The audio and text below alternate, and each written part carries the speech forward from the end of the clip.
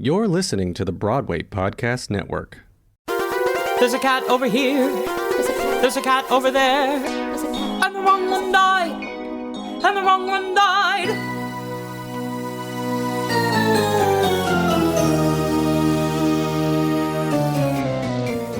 Welcome to The Wrong Cat Died, the podcast breakdown of the catastrophe. I'm your host, Mike Abrams, and today we have another amazing guest. At this point, there aren't many productions that I have not talked to, but I found a new one. There have been a few productions in Mexico, but there was one in 2018 where it was a tour, and she was Jennyanydots. So welcome, Cecilia, and thank you for joining me. Oh, thank you, Mike. I'm so happy to be here with you. I'm excited. Like I said, I've had almost there's still a lot of a few international productions, but I've talked to over 25 different productions that I would say are official around the world, some regional productions. Cool. And I'm always fascinated when I can find a new one because I get to learn about what your particular production was about, your show was about, and the nuances of the characters and the development that goes into that. So we will get into your particular production, but I always like to start at your cat's beginning. So when was the first time you saw the show? Hopefully before 2018. Well, I saw it. The first time I saw it was 2019. I went to New York with my aunt, and I just had money and went to see Cats because I've seen it before on the VHS. Okay, so you saw the VHS, yes. Then you did it, and then you went to see it after you did it. No, I never did it. Never. Okay, so VHS, and then you saw it in New York, and then it came before to Mexico. It came to Mexico in 1991 or 2, something like that. Okay. First time at the Teatro Silvia Pinal. It was a huge production, but then I was really lame. My parents didn't want to take me there, so they went without me. Oh, they did? So they went without you? Yeah. Okay. Yeah. They're huge fans of musical theater and musical in general, so they went to see the play, and they were super excited about it. And then they bought the VHS for me because they wanted me to see it. And I was super excited. And then the first time I went to New York, I went to see it. And I was weirdly thrilled. I was so not like your parents. Your parents loved it, and you were a little skeptical. I was I love the VHS, but then when I saw it, they kind of scared me. And then the show started, and it was fun and kind of funny. Yes, I liked it though. And then afterwards, I did it at school. It was school play when I studied acting, and it was fun. I was etc. one of the ensemble cats. Okay. So you did this in school, and then how long between doing it in school until doing it on this tour in Mexico? Well, it's still, I guess it was 2000, I guess. And then 18 years later, I went to audition for this show that Gerardo Quiroz was producing. And I really didn't have my hopes up of getting Jennyanydots because some of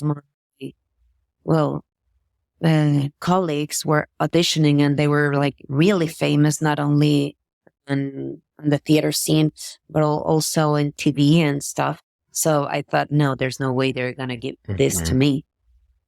But then I was the strongest tap dancer, and I'm a, average singer, and I'm a good dancer in general. So, and I'm a good actress. So that helped, I guess. Yeah. And I got the part, and I was super excited because I love that part in particular. I've always loved it, not only because of the tap, but the kind of cat Jennyanydots is fun. Yeah. I guess it's kind of like my house cat. It's such a great role. I want you to take me to your rehearsal process and audition process then, because you obviously know the story, you know the musical, you watch the VHS, you got to do it in school, but now you're going on, a very official, tour through Mexico, and that's, being produced with the Real Useful Group and very official. What do you remember about what they're telling you in terms of the story and the arc and how you're supposed to portray Jennyanydots? Well, in the audition process, they just told me to sing Buster Jones. Mm-hmm. That was it. Like, okay, so Buster Jones. And I was like, okay, so Buster Jones. And that was about it. And then they told me, okay, now dance something. And I was like, what? Yes, like a tap thing, whatever you want. And I was like, whatever I want? Okay. Dance it. And then they did a choreography for, the whole bunch of people. And I did that too. And I think that was it. They didn't tell me anything about the character at the audition process. Nothing at all. But and then once you got the role and you're doing the once I got the role setting of it, the rehearsals and you're now figuring out who you're performing with and getting ready to kind of go on tour. What do you remember from that section? Well, it was Jaime Rosas. He was the director, and we started obviously portraying the cats. Okay, so you have to be on your knees and you have to be like, okay, I'm going to put a table in here and you all have to jump it. And we're like, what? Really? Yes. You have to jump it. Oh my God, but I don't jump that high. Okay, just try it. However you can. And I was like, oh, okay, I'm going to do it. And always with my knee pads and everything, 'cause I was afraid I was going to hurt myself. And then about the character, well, they said, she's like a home cat. She's like really spoiled cat. And that was about it. Wow. So that's all you're given. You're given just a little bit and nothing else about, these characters could be like Mungo, Jerry and Rumpelteazer could be your children or not. Is there any of that stuff discussed? Not at all. None. No. I just created it. Okay, I'm friends with Monkstrap. Okay. Because probably he's around my house and he gets to the window and then we kind of have a chat. And the other three, Ballerina and Demeter and what's the other name? Well, they're different in a lot of them. So there's there's Jellicle, there's Jellicle. Okay. Yes, Jellicle. And well, I thought they all came to my window to talk to me, but I would never leave the house. Because I'm spoiled and I'm very comfortable in there. So why would I leave? Plus, I'm very lazy. And I'm kind of a show-off. So I like to show off. And the only thing that keeps me awake in the days and kind of gives me a job and something to do is to play with all the cockroaches and the mice in the house. Because I guess that my owners are not in the house, at all. So that's kind of the story I created for myself. But no, nobody told me anything about it. I love kind of the freedom that you get with that. I just imagine you, the Jenny character sitting in the window, looking down on all the other cats coming up, being like, nah, I'm good. I don't need to come down there. I've got my life up here. Chorus, plus they feed me a lot. Yeah. And I'm very fat. I'm cool here. So if you want to come up and talk to me, that's fine. But I will not go down there to the alley. I mean, what the fuck? Yeah. I would never.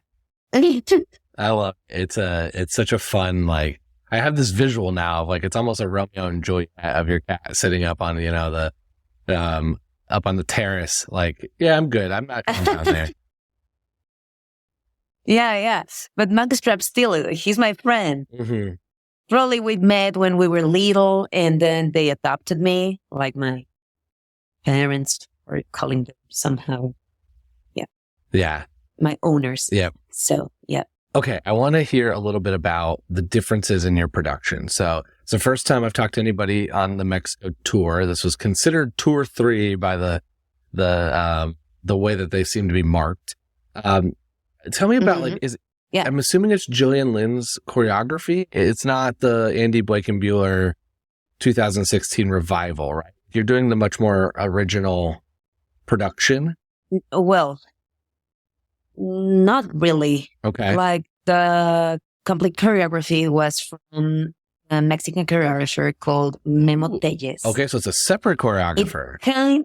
Yes, it kind of looked like that, but not really. It was not exactly the same choreography, so it was different. Ooh. Yeah, actually, my tap number was choreographed by another choreographer, like that choreographer. Her name is Mariana. And, well, we did it like together, me and Mariana, the choreography for Jennyanydots. That is like fascinating. the 3 of us. I was trying to, there's not a ton published on this that I could find, because a lot of the stuff that I could find, half the comments are someone's trying to translate it for English, or just in general trying to just understand, what happens, because some of the stuff just doesn't get documented very well as it goes. Yes. And so I was trying to look, and I saw, a couple things like there is the Growl Tiger, section, and some of that is in your production that wasn't in 2016. And so just trying to kind of piece together what version you all got to do and how it differed from maybe some of the other productions people have seen over the years. Yes, it was a small production. We had a huge star portraying Grisabella, like a huge Mexican star. She's called Judy. Mm-hmm. And she's well known around the world. And about the production per se, it was pretty small. And we didn't have the pirate cat or the dogs and cats fight. It was like the short version. Yeah. And we didn't have any trash on the aisles of the theater, but we did come in between the people at the beginning of the show. Got to scare everybody to start all the show. way. Yeah. Yes, all the way. Like I was on top of everybody. It was fun. I liked that part actually until one day I didn't like it because one guy just grabbed my ass. Really? Wow. I've heard some people like kind of get startled and slap or hit, just like as a reflex, but I've not heard any of that. That's extremely terrible. Yes, it was very bad. So I lost my cat completely. I went to the security guys and they had to take him out of the theater. Yeah. Because it was really scary. Yeah. Yeah. It was not good. I love that part of the show. And it's happening some parts, but COVID, it wasn't happening everywhere. I hated it as an audience member because it scared me. I was not prepared for it.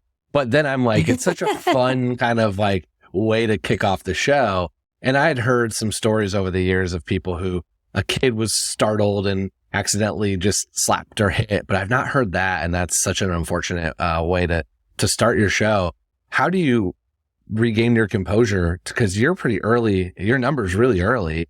And so you got kicked out, obviously, but then you've got to get back into character and go do the numbers. To being a cat. Yeah. Yes. But yeah, I was like really angry. Yeah. So I was, like saying tons of stuff like this, blah, blah, blah, blah, blah, blah, blah, blah, blah, blah, motherfucker in between all of that. And then, and then afterwards, I just had to relax and say, okay, I don't know how many people were there. It was in Guadalajara. Mm-hmm. Guadalajara is a city in Mexico, in the Republic, and it's a huge state. And the theater there is huge, like 3,000 people. So I said to myself, okay, Cecilia, you have to calm down and do your show because these people deserve it. They paid for a ticket. So, okay, breathe, and just keep going. Yeah. And that was it.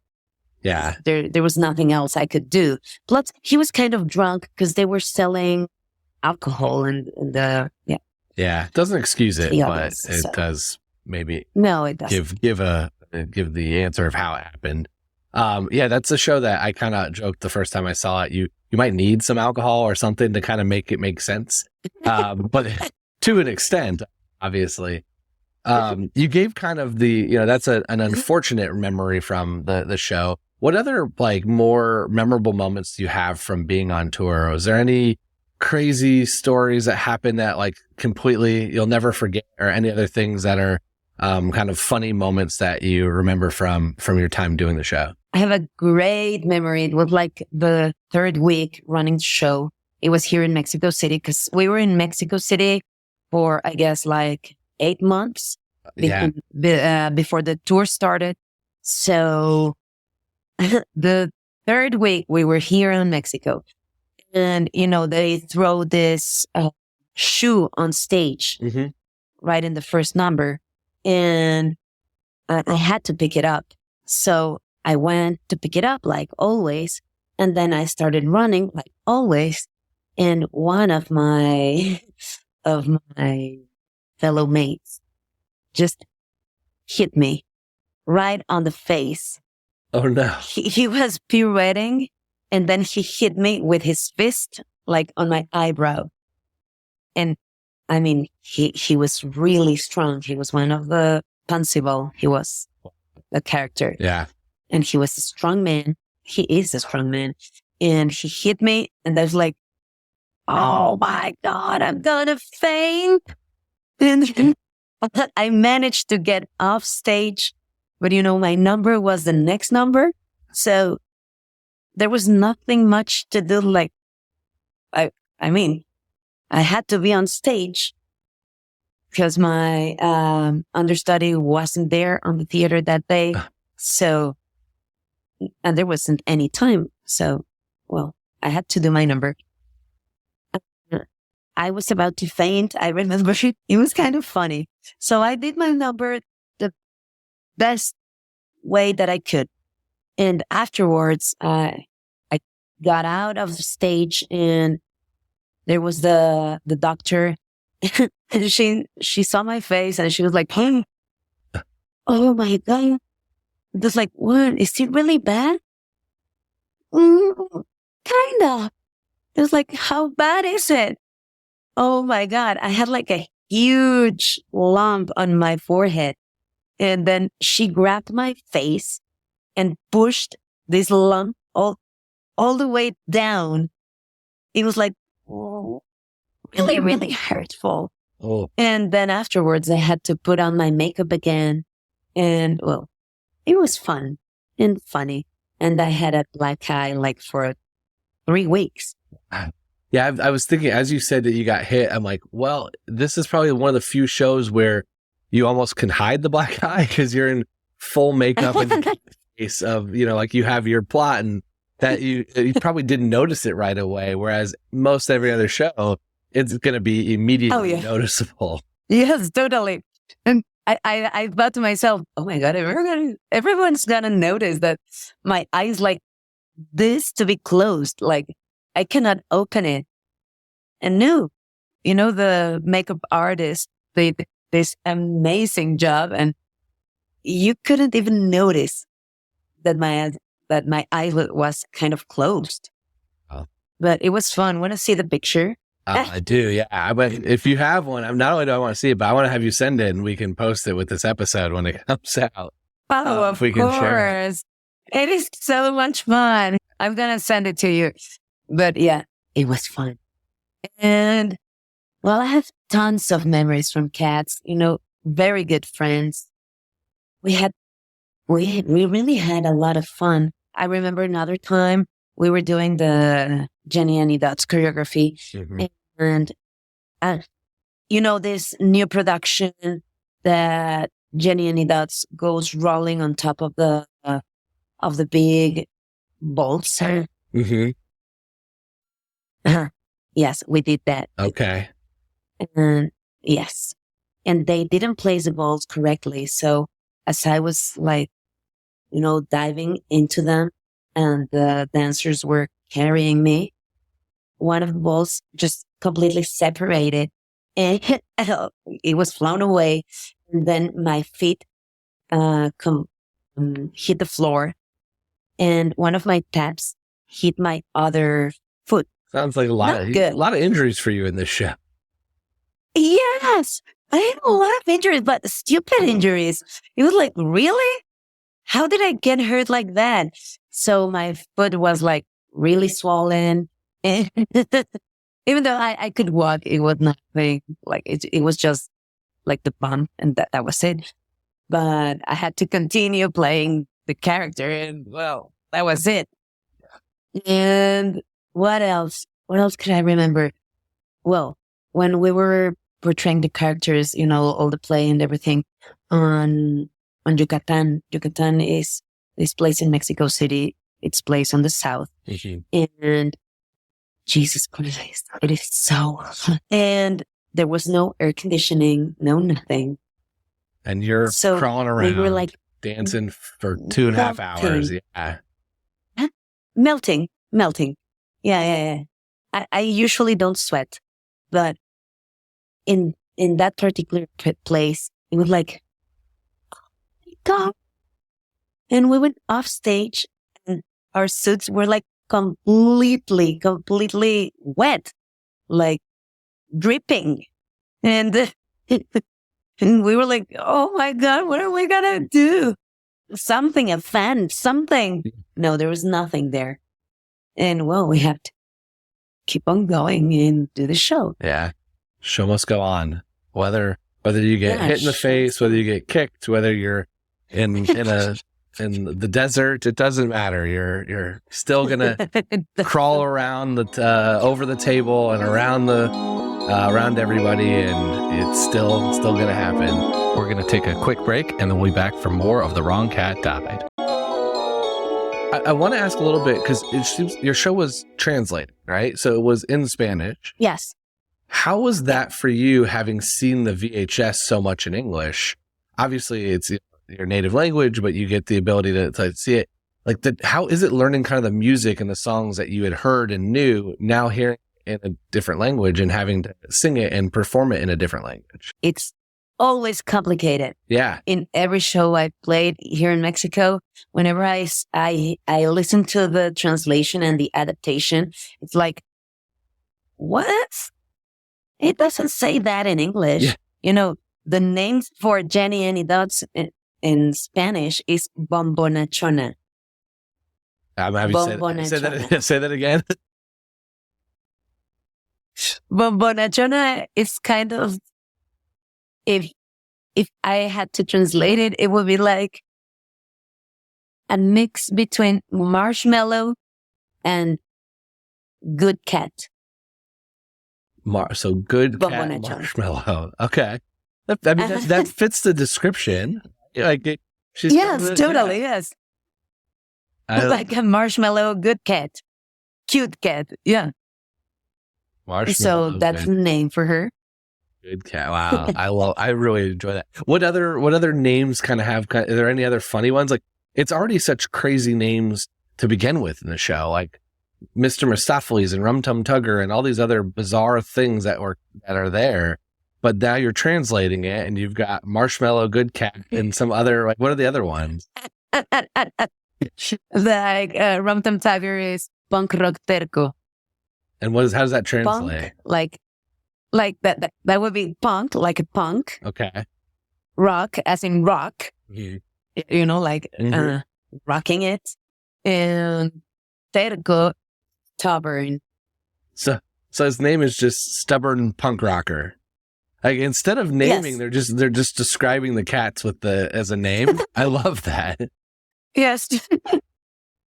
Let me think about another one. Bombalurina is Bombalurina. Demeter is Demeter. What else? What else do we have? Gus is Gus.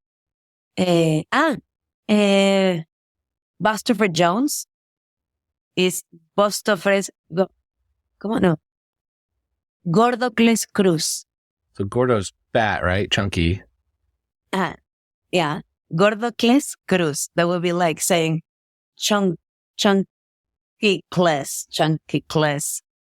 Cruz is like cross. So like a regular last name here in Mexico. So Okay. Gordocles Cruz. And he's a mariachi cat. Okay. Well, that fits. I actually like that a lot. That kind of makes him a little bit more lovable. He's pretty universally hated by most people in the U.S. Like he's the number one answer for at least like cat most of the time. So I like a mariachi. Yeah, I like the mariachi version better. Yeah, he's a mariachi. So he enters on stage and he's like mariachi singing. And then I begin singing like, Gordo que les cruz, moviendo el cabuz. And it's, well, like that. I just the fact that the song starts with essentially Chunky Cruise. The translation's so great. I love that those tweaks are made. Are there any other? Is Isabella different? Is any of the ensemble? No, Isabella is the same. Okay. Isabella. Ensemble names are like Pouncible, etc. Syllabub. Pouncible, Syllable. Mr. Mistopheles. Él es Mr. Mistopheles. Okay. Y tenemos también the railway cat is Skimbleshanks. How is it in English? Skimbleshanks. I know, yes. Here it is. Huh? El Gato Express, El Gato Express. Ay, how was the name? Mi Ringo. Mi Ringo, that's the name. What does that translate to? Mi Ringo. I don't know. It's like a cat name. Okay. I don't know. It's like saying whatever cat name. Mi Ringo, just like that. Yeah, Mi Ringo, El Gato Express. Then we have like the brother and sister. Mungo, Jerry, and Rumpelteazer. Ese son. Pingurriento y rompetrizas. Pingurriento, that would be like a cat that behaves badly. Okay. Like he does a lot of, like a brat. No? Pingurriento. Yeah, that's okay. That fits. Yeah. And rompetrizas, I don't know, it's kind of It weird. sounds kind of similar, so like, it's kind of stuck with it a little bit. Like something that breaks, like somebody that breaks stuff. Rompetrizas. This is why I love talking to different productions, because this might be my favorite part of learning about your production is the different names that got changed to just describe the cats and then change the songs with it. Like that's such a fun piece of history that does not exist in, I would assume, in most other shows. Oh, we have Gatusalem. And what's that? Gatusalem. That would be Old Deuteronomy. That would be Gatusalem. And that's like Methusalem, Methusalem. And then Gatos is cat, so you're... Gato is cat, so So that would be Gatusalem. That is so fun. That is... I just love that that's happening. I'm just thinking like all these other shows that are going to come on tour, and you can't do that. Like you can't have Hamilton and change the name of Hamilton, like of an actual person. No, you cannot. But you can call Marshmallow Good Cat and Chunky Cruise, and you can make these changes, and nobody's going to know the difference in cats because nobody understands the names to begin with. Yes, that's right. That's right. Yeah. Yeah, we did a chorus line here in Mexico, and the names were the same. I was Valerie Clark, so Valerie Clark. It's it's Phantom and Christine. Clark, and maybe, but that's it. There's those shows. Christine. They're not changing, but cats free for all. You can completely do that. I love that. That is so fun. But it's like really well known here in Mexico, like the names of the cats, because they have seen the productions throughout the years. Since the first production in 1991, 92. So people actually know the songs and they sing like, Bombonachoona como ven, de día y noches al revés. So I'm listening. When I put out this episode, and I usually would say Jennyanydots on the tour. I'm not. I'm changing it. I'm changing it to. I'm not going to be able to pronounce it right. I'm not even sure I spelled it right. That would be Bombo, like BOMBO. Okay. Bombo. Bombo. And then Nachona, like Nacho. You know Nacho? Yeah. Like that. Bombonachoona. Yes, Bombonachoona. And is that 2 words? 1 word? No, that's one word. 1 word. Bombonachoona, that's it. Yeah. Bombonachoona. No, not hyphened or anything, just a complete word, like name. I mean, that's how we're going to list. You are Bombonachoona in the 2018 Mexico production of cats. That is how I'm And you can put in between parentheses. Yeah, I might have Jennyanydots. or nobody's going to know. Yeah. But I love it. It's such a fun. Again, it's what makes the show so unique is that there's those little nuances, those little tweaks. You can make those changes. You can have another choreographer that can stay true to some of the beginning, and it can go for 40 years and go all over the world, be international. It can run in different languages because it doesn't make sense to begin with that you can have a little bit of this fun to really kind of tweak those things and still visually put on a stunning show. And to the point you said in the beginning, kind of when we were talking about what you were told very little about how you play Bombonachoona, but you were able to kind of add to it, pick your different pieces and relationships and kind of build on it as you go. And that still will be authentic and true to the story because the core of the story is about tribe and community and a family and this redemption arc. And you can make those adjustments, which is, I think, what makes it really cool and why I love talking to people who have done it all over the world is because there's a different little tweak every different place you go. Yes, totally. Okay, I want to do some rapid fire here so we can get to the most important question of this podcast. Before we get there, Okay. If you could go on for any cat for one night, whether it's in your vocal range, whether you can dance it, you can sing it, just if you could go play one cat one night, who would you want to go on as? Mongus Trap. Mongus Trap. Love it. Who are your favorite Yes. and least favorite characters from the show? Like, which cat would you be really good friends with and which cat would you hate? Let me think about it. I love Random Tugger. Bombonachoona. Yeah. Yes, I love him. And I hate. No, I hate. Maybe. No, not really. I don't know. Who do I hate? It's tough because the number one answer is now a fun mariachi cat. That's usually everyone's go-to choice. I like but him. yeah, how can you not? Yeah, I love him. Oh, thinking. Jellicle, maybe. Okay. What's your favorite song from the show? Well, obviously, mine. Yeah. Same. Bombonachoona, Yeah. obviously. Okay. I always ask one fun one. And now that we've spent time learning names of the ones that were changed, if you were going to change one of the cats' names into Spanish that wasn't changed, so Grisabella, Mr. Mistopheles, some of these ones that are exactly the same in English, but would describe them in Spanish, who would you change and what would you change their name to just make them, good marshmallow cat or Gordito Cruz or, whatever that version is, like Chunky Cruz, what would be one you would change? I think Mongus Trap because it doesn't make any sense to me, but he actually looks like the cat I had growing up.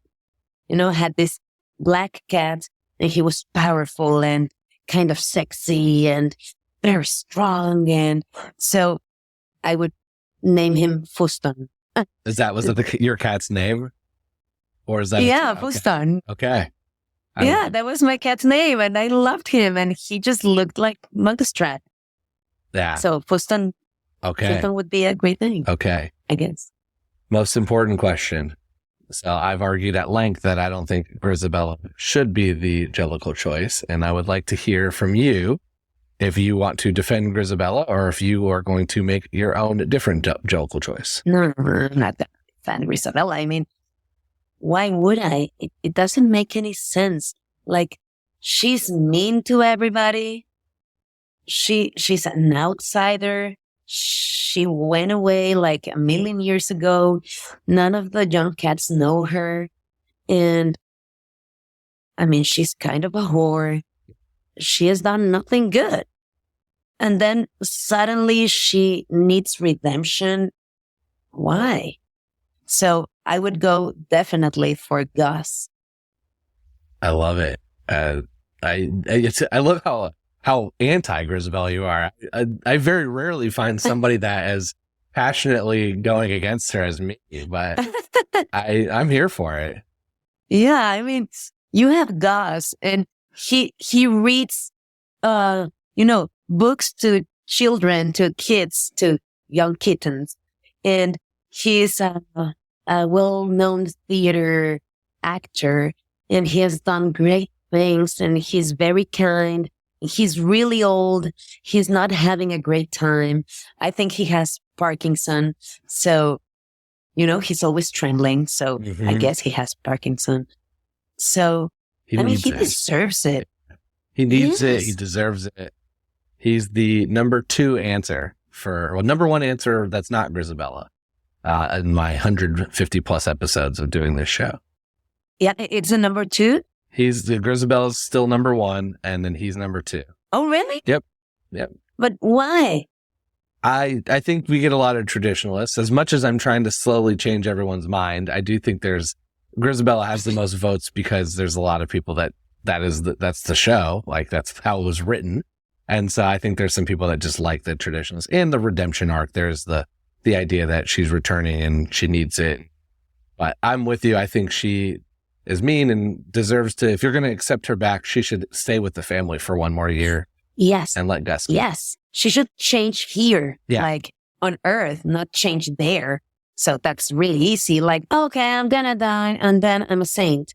Why? You should change on Earth. What a good message. I'm completely with you. This is my exact argument. So we are 100% aligned. This has been so much fun. I enjoy learning about the production, hearing the stories. I'm glad that you're not doing the show anymore because it sounds like it was dangerous for your health as you did it over time. But I am fascinated by Bombonachoona, and let's see if I'm going to butcher all the rest of them. I tried to write a couple more down. I have the translations: the stubborn punk rocker and the chunky cruise and mariachi sing- and Skimble Shanks, and that is my favorite part is learning that. Mi Ringo, yes, Mi Ringo.